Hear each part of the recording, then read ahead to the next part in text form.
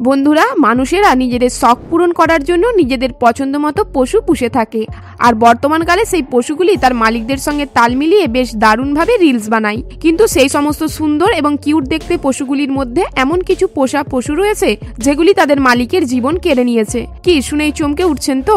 আপনাদের মধ্যে যারা পশু পুষতে ভালোবাসেন তারা আজকের এই ভিডিওটি মনোযোগ সহকারে দেখুন, কারণ এরপর হয়তো আপনাদের মধ্যে কারোর পালা হতে পারে। তাই সতর্ক হওয়ার জন্য আজকের এই ভিডিওটি। তো চলুন আর বেশি দেরি না করে শুরু করা যাক। পাম ওয়েবার অ্যান্ড হার ক্যামেল।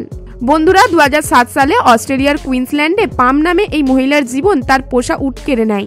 আসলে এই ম্যাডামজির বিদেশি উটেদের প্রতি ভালোবাসা একটু বেশিই ছিল। সেই কারণে তার প্রতিবেশী তার জন্মদিনে একটি উট উপহার হিসাবে দেয়, যার পর থেকে সে তাকে লালন পালন করতে থাকে। কিন্তু এমনই একদিন সন্ধ্যার সময় পাম তার পোষা উটকে খাবার দিতে যায়।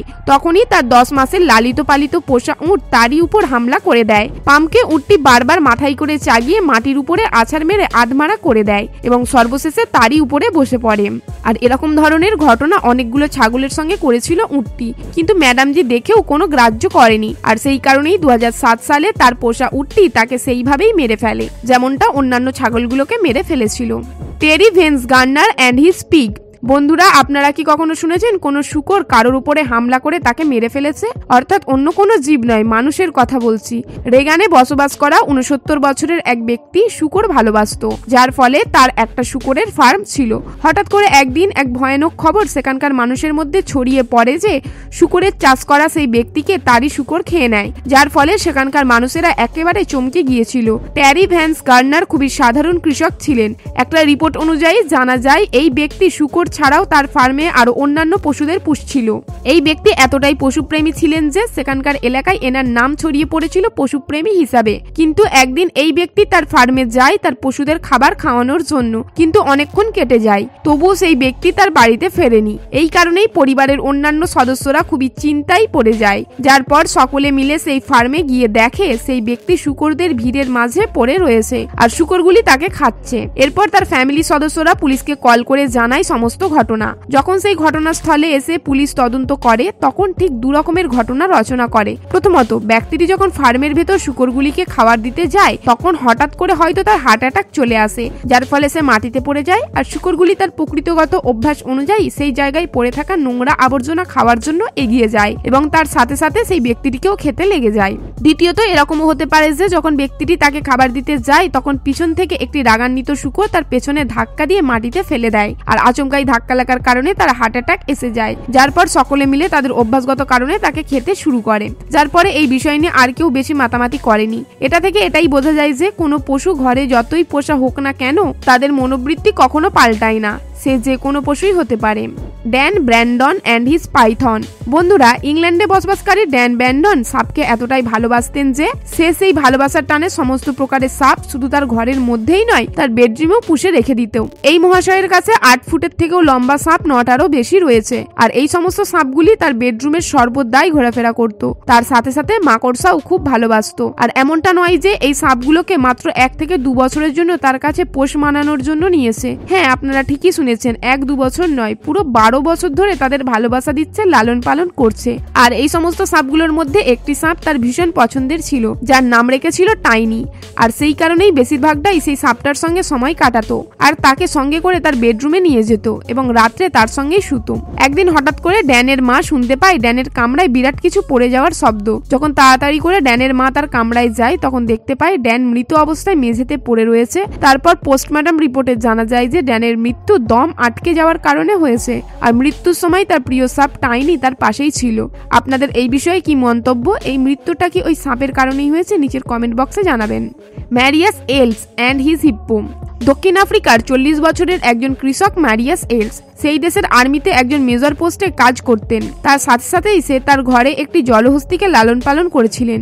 আপনারা নিশ্চয়ই এটা ভালোভাবেই জানেন জলহস্তি কতটা ভয়ঙ্কর। তা সত্ত্বেও ম্যারিয়াস তার বাড়িতে একটা জলহস্তি পুষে তাকে লালন পালন করতে থাকে, আর সে চাইতো সমগ্র দুনিয়াকে দেখাতে যে কোনো ভয়ঙ্কর পশুকেও পোষ মানিয়ে শান্ত করা যায়। এই ব্যক্তি তার জলহস্তিকে 400 একরের একটি ফার্মে রাখতেন, যেখানে জলহস্তির মনোরঞ্জনের জন্য পুকুর থেকে শুরু করে বহু রকমের জিনিস মজুদ করে রেখেছিল। এই ব্যক্তি তার পোষা জলহস্তিকে নিজের সন্তানের মতো মনে করত, যার কারণে অনেক সময় জলহস্তির ফার্মেতেই শুয়ে পড়তো। যখন ইচ্ছা মন চাইতো তখনই তার পিঠের উপর বসে তার শাওয়ার করত।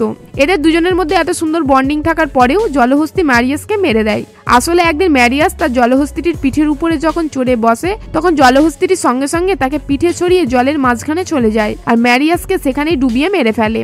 এর আগেও জলহস্তির এমন ঘটনা রয়েছে যেটা দেখার পর অনেক আগেই তাকে জঙ্গলে ছেড়ে দেওয়া উচিত ছিল। যেমন একদিন একটি বৃদ্ধ এবং তার নাতির পিছনে দৌড়ে গিয়েছিল তাদের মারার জন্য।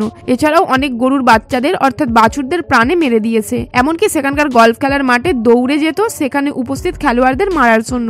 এত কিছু ঘটনা দেখার পরেও ম্যারিয়াস নিজের ঘরেই তাকে রেখে দেয়। যার পর আর কি, একদিন তো এটা হওয়ারই ছিল। Sandra Piovanson and her wolf dog. আপনারা নিশ্চয়ই নেকড়ে কুকুর দেখে থাকবেন যাদের মুখ আকৃতি অনেকটা নেকড়ের মতো দেখতে হয়। সেই কারণে অনেকেই গুলিয়ে ফেলে এই ধরনের নেকড়ে কুকুর এবং আসল নেকড়ের মধ্যে কোনটা আসল নেকড়ে। এছাড়াও আপনারা এটা নিশ্চয়ই ভালোভাবে জানেন যে নেকড়ে কুকুর কতটা ভয়ঙ্কর হয়, সেই জন্যই একে পালন করা প্রায় অসম্ভবের সমান হয়ে থাকে। এবারে চলুন আসল ঘটনার দিকে। 2006 সালে পেনসিলভেনিয়ার স্যান্ড্রা পিশন নিজের ঘরে একসঙ্গে অনেকগুলো নেকড়ে কুকুরকে পালন করতে শুরু করে। এই ম্যাডামজির বিশ্বাস ছিল যে কোনো হিংস্র পশুকে যদি ভালোবাসা দিয়ে লালন পালন করা হয় তাহলে সেই পশু আর হিংস্র থাকে না। কিন্তু তার এই বিশ্বাস একদিন মিথ্যা হয়ে যায়। একদিন এই ম্যাডামজি যখন সেই নেকড়ে কুকুরগুলোর ঘরে যায় তাদেরকে দেখতে, তখন সকলে মিলে তার উপর হামলা করে দেয়, যার ফলে এই ম্যাডামজি সেখান থেকে পালানোর এতটুকুও সুযোগ পায় না। যতক্ষণে পুলিশ সেখানে আসে ততক্ষণে সমস্ত কিছু শেষ হয়ে গিয়েছিল, অর্থাৎ লালিত পালিত করতে থাকা নেকড়ে কুকুরগুলি তার মালিককে খেয়ে ফেলেছিল। Kelly and Walls and her black bear. বন্ধুরা, এই ঘটনাটি 2009-এর পেনসিলভেনিয়ার ঘটনা। কেলি এবং ওয়ালস তার নিজের বাড়িতে ছোটবেলা থেকে একটি কালো ভাল্লুককে পুষে রেখেছিল। তারা লালন পালনের সাথে সাথে তাকে তাদের সন্তানের মতোই খেয়াল রাখত। এছাড়াও তারা তাদের বাড়িতে আরো অনেক দেশি পশুদের পোষ মানিয়ে রেখেছিল।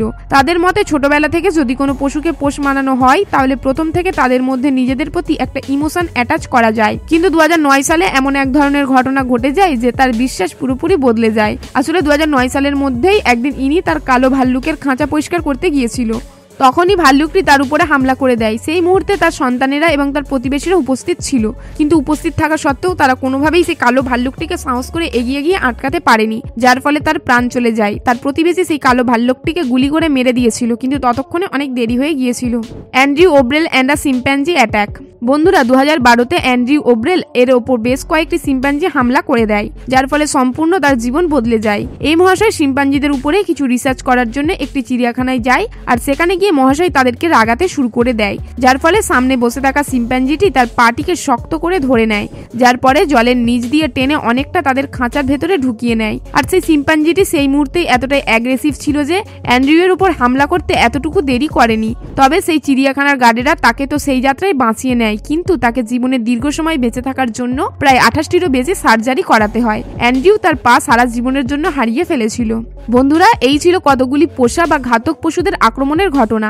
এই ভিডিওটি আপনাদের সতর্ক করার জন্য তৈরি করা হয়েছে। ভিডিওটি তথ্যপূর্ণ মনে হলে এক্ষুনি ভিডিওটিকে লাইক দিয়ে আপনার সকল ফ্যামিলি এবং ফ্রেন্ডসদের মধ্যে শেয়ার করে দেবেন। এবং আপনি যদি আমাদের চ্যানেলে নতুন দর্শক হয়ে থাকেন তাহলে আমাদের চ্যানেলটিকে সাবস্ক্রাইব করে পাশে রাখা বেল আইকনে ক্লিক করে নেবেন।